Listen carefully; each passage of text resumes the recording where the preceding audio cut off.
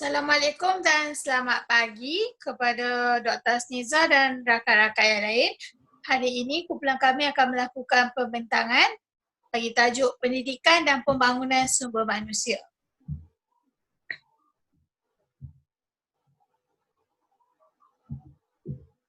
Ahli kumpulan pembangunan sumber manusia. Pembangunan sumber manusia ditarifkan sebagai satu usaha untuk melatih dan membimbing sumber manusia di dalam sesebuah organisasi untuk mencapai tahap kecakapan dan kepakaran serta mempunyai kemahiran bagi disumbangkan kepada organisasi semula.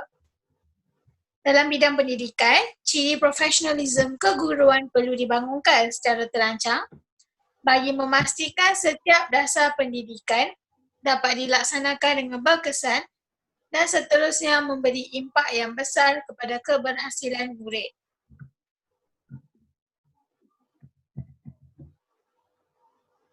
Sumber manusia merupakan salah satu sumber yang terbaik berbanding sumber semula jadi.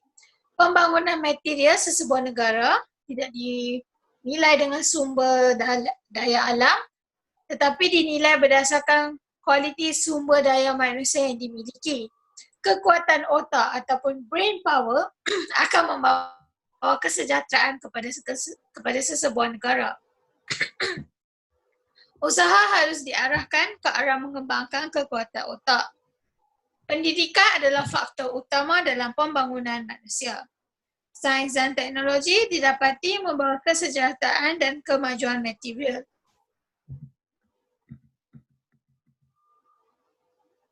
Oleh itu, kumpulan kami telah mengkaji dan menganalisis jurnal Perancangan Pendidikan untuk Pembangunan Sumber Manusia dalam Era Globalisasi dan K-Ekonomi yang ditulis oleh Ramli Mustafa dan Ramziah Hussein.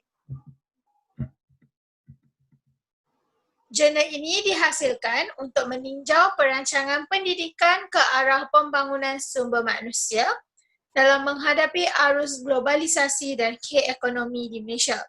Terdapat pelbagai tafsiran tentang konsep globalisasi dan K-Ekonomi. Masyarakat Malaysia harus meneliti impak globalisasi dan K-Ekonomi secara kritis supaya dapat menanganinya kerana kita akan terus terpaksa berdepan dengan cabaran baru yang dibawa oleh globalisasi dan K-Ekonomi.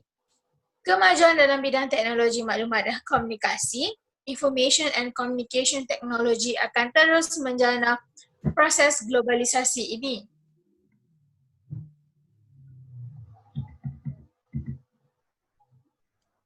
Apa itu globalisasi? Menurut Ishak Syari, globalisasi adalah satu fenomena multidimensi yang meliputi ekonomi, politik, ideologi dan budaya. Ahli ekonomi pula melihat globalisasi sebagai satu proses perubahan penting dalam ekonomi global, termasuk aktiviti pengeluaran, pengaliran modal dan kewangan. Proses ini akan menjadikan negara dan masyarakat di seluruh dunia mengalami proses transformasi yang amat besar dalam usaha untuk menangani proses pemampatan masa dan wang. Ekonomi di dunia bukan sahaja menjadi semakin berintegrasi, tetapi terpaksa berhadapan dengan keadaan yang semakin tidak menentu. Berikut merupakan jadual satu yang menyenaraikan pelbagai dimensi konsep globalisasi. Seperti yang kita lihat, kita mempunyai 7 jenis globalisasi dan proses utama globalisasi tersebut.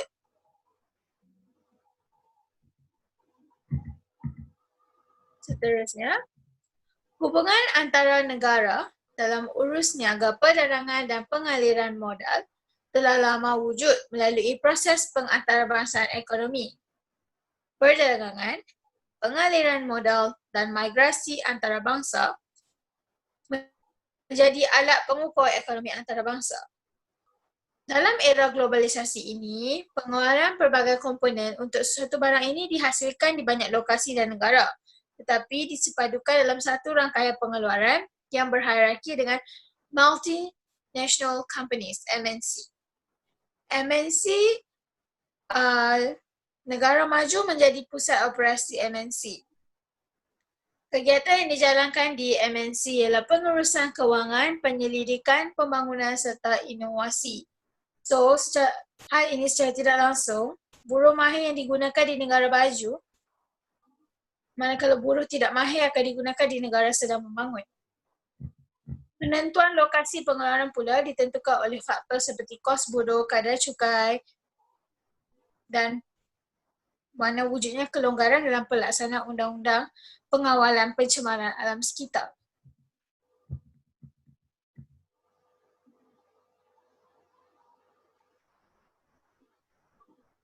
Perdagangan di peringkat global ini telah didominasi oleh MNC dan hal ini harus difahami oleh rakyat Malaysia untuk memastikan kita dapat menangani cabaran globalisasi.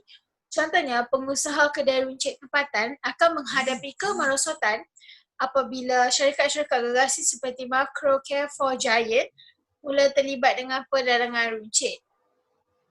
Walaupun terminologi ekonomi semakin kabur dari segi definisi, namun telah diguna pakai dalam perspektif yang berbeza dalam kebanyakan penulisan. Secara umumnya, ia jelas mengaitkan pekerja yang berpengetahuan, knowledge workers, dengan keupayaan mereka mengaplikasikan pengetahuan tersebut. K-ekonomi adalah satu pendekatan yang menggunakan pengetahuan dan maklumat untuk meningkatkan aktiviti ekonomi seperti pengeluaran barangan, penyelidikan dan pemasaran.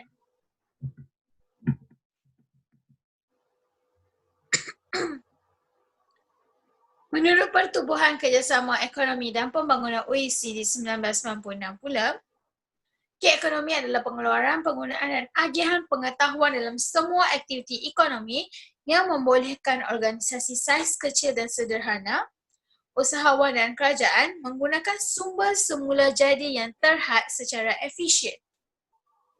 Kebanyakan individu mengaitkan K-ekonomi dengan industri berteknologi tinggi seperti telekomunikasi dan perkhidmatan kewangan. Menurut OECD 1996, teknologi maklumat dan telekomunikasi ICT menjadi fasilitator kepada pewujudan masyarakat berilmu dan bermotivasi. Dua elemen penting dalam K-ekonomi ialah modal manusia dan infrastruktur ICT. Modal manusia ini merangkumi guna tenaga berkemahiran dan berkeupayaan dalam pembangunan dan penyelidikan.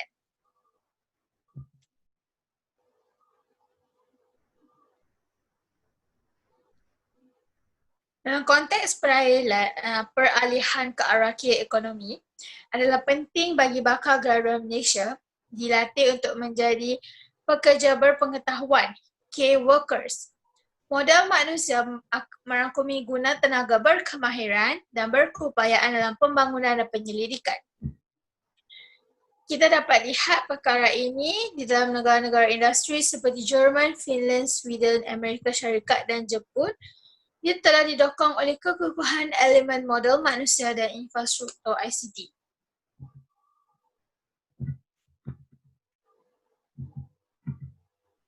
Multimedia Development Corporation mentarifkan pekerja berpengetahuan sebagai individu yang mempunyai salah satu daripada kelayakan berikut.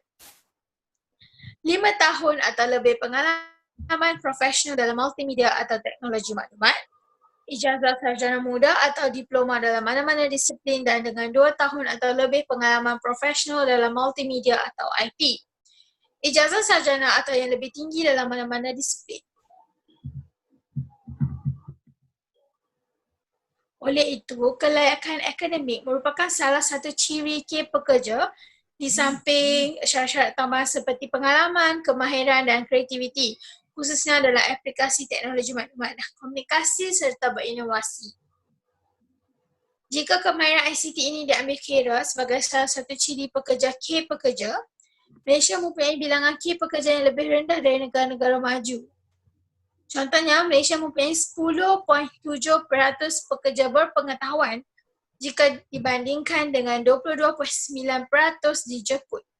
Ini adalah cabaran yang harus dihadapi oleh rakyat Malaysia.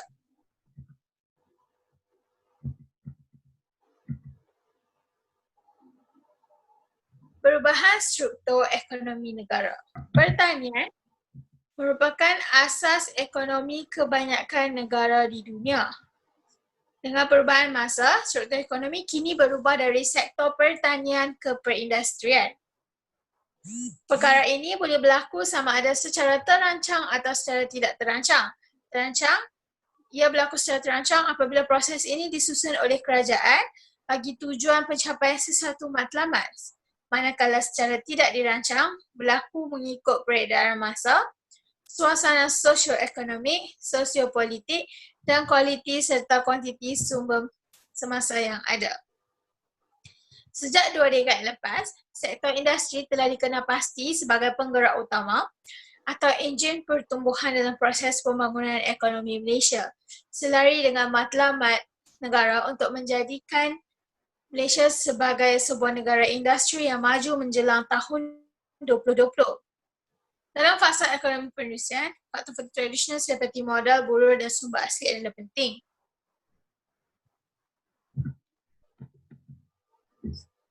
Namun, dalam era K-ekonomi, sumber modal ini bertukar kepada keintelektuan manusia dan menjurus kepada 3 tunjang utama, iaitu pengetahuan, penyelidikan dan pembangunan, R&D, serta faktor maklumat.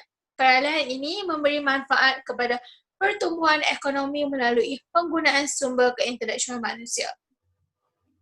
Pembangunan sumber manusia ini akan menerajui pertumbuhan baru ekonomi negara. Pelaburan dalam bidang pendidikan termasuk pelajar, guru, kaedah pengajaran dan pembelajaran, alat-alat fizikal sekolah perlu digembleng supaya mencapai taraf antarabangsa. K-ekonomi ini perlu digerakkan seiring dengan ekonomi sedia ada. Ini kerana penggunaan maklumat dalam berlaku dalam semua aspek termasuk ekonomi, sosial, pendidikan dan sebagainya. Penglibatan masyarakat secara menyeluruh diperlukan dalam industri teknologi maklumat dan K-ekonomi. Secara keseluruhannya, K-ekonomi akan melibatkan e-kerajaan, e-dagang dan e-perniagaan.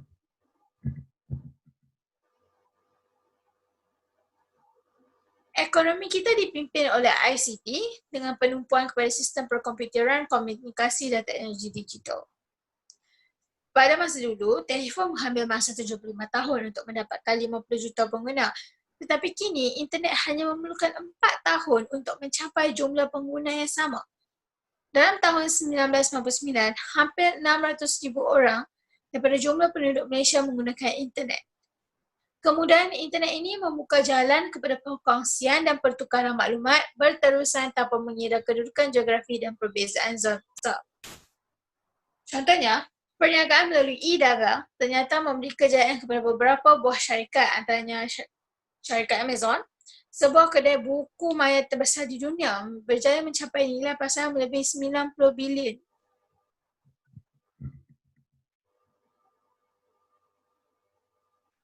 Oleh itu, saluran e-dagang ini membolehkan peniaga mempromosi dan menjual barangan mereka ke pasaran antarabangsa tanpa sebarang halangan immigration di negara dimasuki. Contohnya, kini orang ramai boleh membeli barang di atas talian menggunakan laman web Zalora, Shopee, Hermo, dan kita boleh membeli barangan daripada penjual di luar negara juga. Kajian yang dijalankan oleh Multimedia Development Corp mendapati 13% daripada 811 buah syarikat IKS di Malaysia melaksanakan pembelian melalui e-dagang. Manakala 68% menggunakan e-dagang, kurang daripada 10% urusan pembelian barangan. Secara keseluruhannya, hanya 15% sahaja yang menggunakannya dalam urus niaga harian mereka.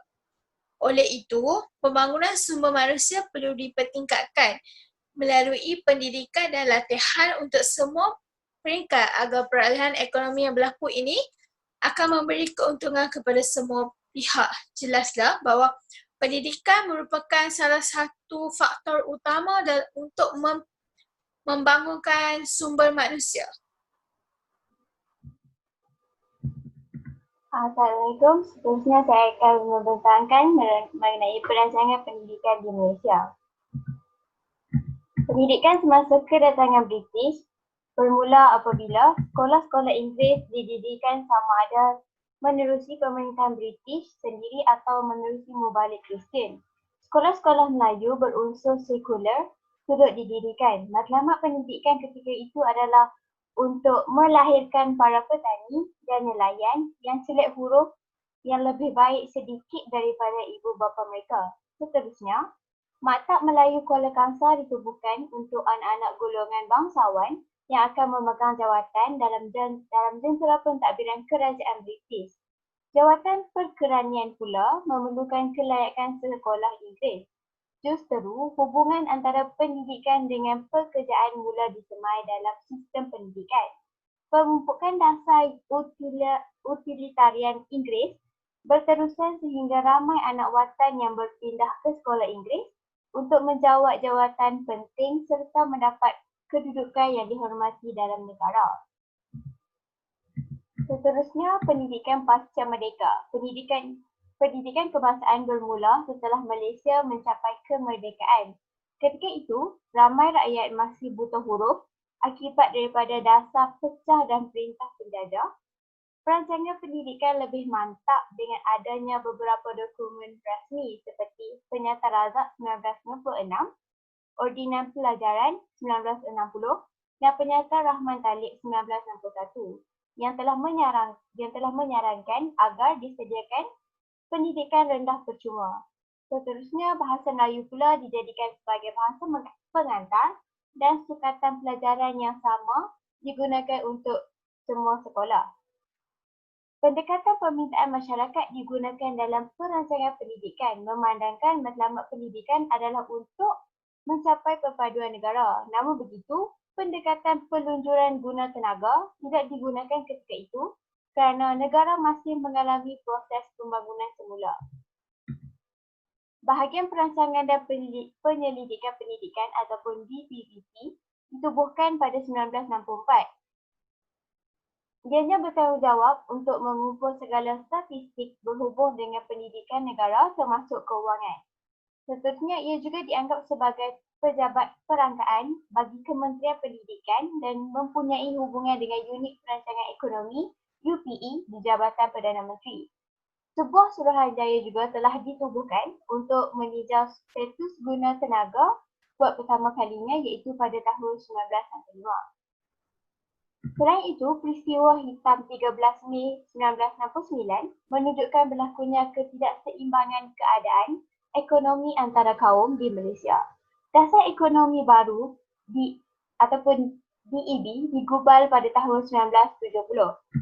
Seterusnya, rancangan Malaysia ketiga iaitu 1976 sehingga 1980 mula memperlihatkan tanda-tanda teori ekonomi disedapkan dalam perancangan pendidikan. Selepas berlakunya peristiwa 13 Mei 1969, perancangan pendidikan di Malaysia bertukar kepada pendekatan pelunjuran guna tenaga. Ianya telah mengambil kira pengeluaran guna tenaga untuk menseimbangkan keadaan ekonomi antara kaum di Malaysia. Seterusnya, perancangan pendidikan di Malaysia turut mengalami halangan-halangan seperti berikut. Yang pertama ialah pengumpulan perangkaan statistik yang tidak lengkap. Yang kedua ialah warisan dasar pelunjuran penjajah yang bersifat tidak adil. Kemudahan pendidikan yang terbaik hanya disediakan di kawasan yang mempunyai kepentingan ekonomi. Kemudahan yang tidak seimbang ini menyebabkan kerajaan mengambil langkah untuk memperbaiki keadaan. Namun begitu, kualiti dan mutu pendidikan di luar bandar masih dalam keadaan serba kekurangan. Seterusnya, yang ketiga iaitu masyarakat berbilang kaum yang bersifat perkauman. Perancangan pendidikan sukar untuk mendapat sokongan penuh dari semua kaum kerana perancangan yang baik sering disalahtafsirkan oleh sesetengah pihak, contohnya sebagai pelaksanaan sekolah wawasan. Yang keempat ialah sifat masyarakat yang kurang positif, iaitu terhadap pembaharuan dalam pendidikan khususnya terhadap pendidikan vokasional dan teknik. Ini kerana pendidikan vokasional dan teknik sering dikaitkan dengan pekerjaan kola biru.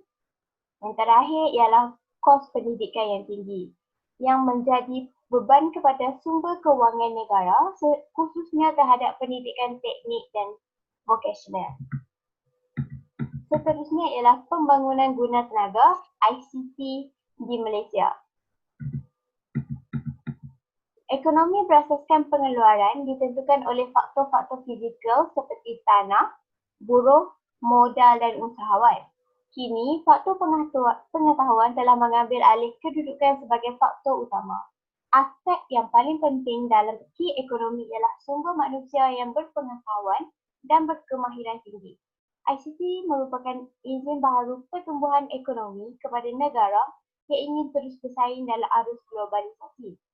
Di Malaysia, guna tenaga mahir ICT masih lagi kekurangan, khususnya di peringkat teknikal seperti jurutera rangkaian jaring. Jadual 2 menunjukkan angka keperluan guna tenaga ICT di Malaysia. Permintaan pekerja-pekerja ICT dalam pelbagai bidang bagi menampung keperluan koridor raya multimedia ataupun MSC telah melebihi 42,000 orang bagi tahun 2001. Permintaan yang tinggi ialah bagi kategori teknikal dan diikuti oleh programmers dan penganalisis. Ini adalah jadual kedua yang keperluan guna tenaga ICT MSc. Terdapat 6 kategori dalam jadual ini.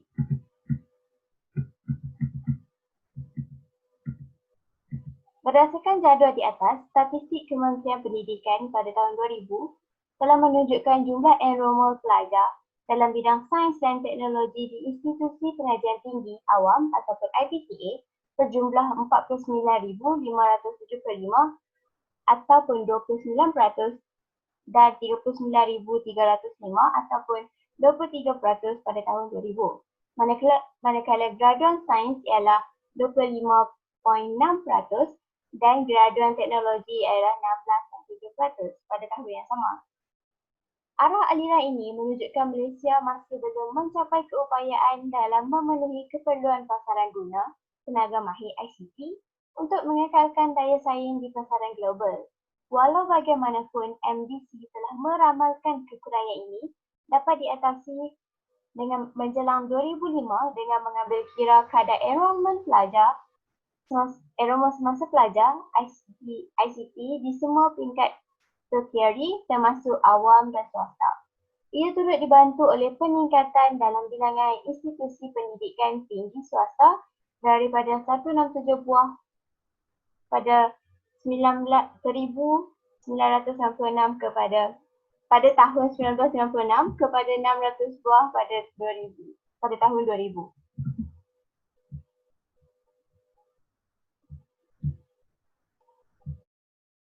Okey, Sektor Penyelidikan dan Pembangunan R&D di Malaysia.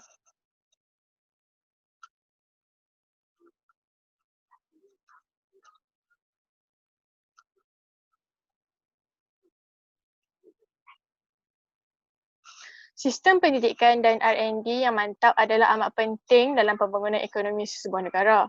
McRae 1994 menyatakan bahawa 4 faktor yang mempengaruhi kemajuan ekonomi adalah diversifikasi produk, penguasaan teknologi, dana dan mutu pendidikan. Ini menunjukkan bahawa penguasaan teknologi dan mutu pendidikan mestilah selaras. Jadual di bawah menunjukkan Malaysia menduduki tempat yang ke-41 di dunia dalam aspek perbelanjaan dalam bidang R&D pada tahun 1998, iaitu kira-kira 0.24% daripada KNK. Okey, bawah lagi. Jadual tersebut telah menunjukkan jumlah peratusan Malaysia adalah rendah berbanding dengan negara-negara maju. Oleh itu, usaha-usaha penting perlu dilakukan demi meningkatkan penyelidikan yang dapat melahirkan ilmu dan penemuan baharu dalam bidang pendidikan. Seterusnya ialah infrastruktur ICT. Rangkaian maklumat dan infrastruktur amat diperlukan bagi menyalurkan maklumat untuk merealisasikan matlamat K ekonomi. Tahap penerimaan, penggunaan dan penyebaran maklumat diukur melalui penyediaan kemudahan media elektronik dan komunikasi. Disiplin ICT perlu ditekankan dalam sistem pendidikan negara yang bermula daripada pendidikan rendah. Menurut kajian Agenda Teknologi dan Maklumat Negara Infosok Malaysia pada tahun 2000, 1/3 daripada penduduk Malaysia yang berumur di bawah 14 tahun perlu didedahkan dengan program ICT bagi membangunkan potensi sumber manusia berasaskan ICT. 30.5% sekolah rendah dan 53.8% sekolah menengah di seluruh negara mempunyai komputer peribadi PC bagi kegunaan pelajar, manakala hanya 10.2% sekolah rendah dan 34.1% sekolah menengah mempunyai capaian internet. Ini bermakna 69.5% sekolah rendah dan 46.2% sekolah menengah tidak mempunyai komputer peribadi. Manakala 89.8% sekolah rendah dan 65.9% sekolah menengah tidak mempunyai kemudahan internet. Tahap penggunaan PC dan capaian internet ini jauh lebih rendah dibandingkan dengan jumlah sekolah rendah dan sekolah menengah seluruh negara. Secara keseluruhan, dianggarkan kira-kira 0.99 juta iaitu 4.4% rakyat Malaysia tidak mempunyai pendidikan formal dan mereka ini dianggap terpinggir dari segi ICT secara langsung.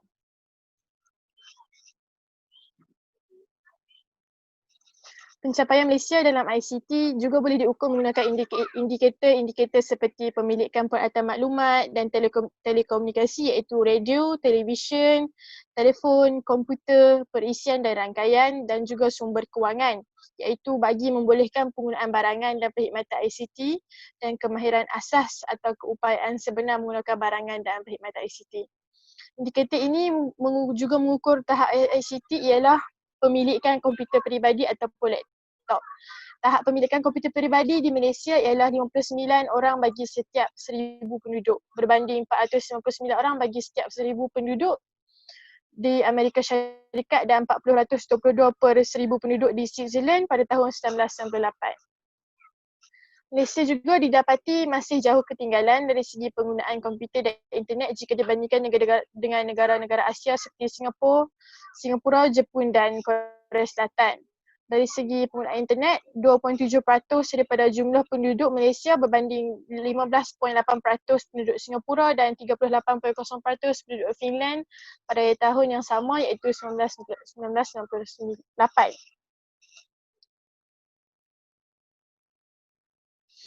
Okey, rujukan iaitu ada 3 rujukan yang kami guna untuk menghasilkan presentation. Sekian, terima kasih.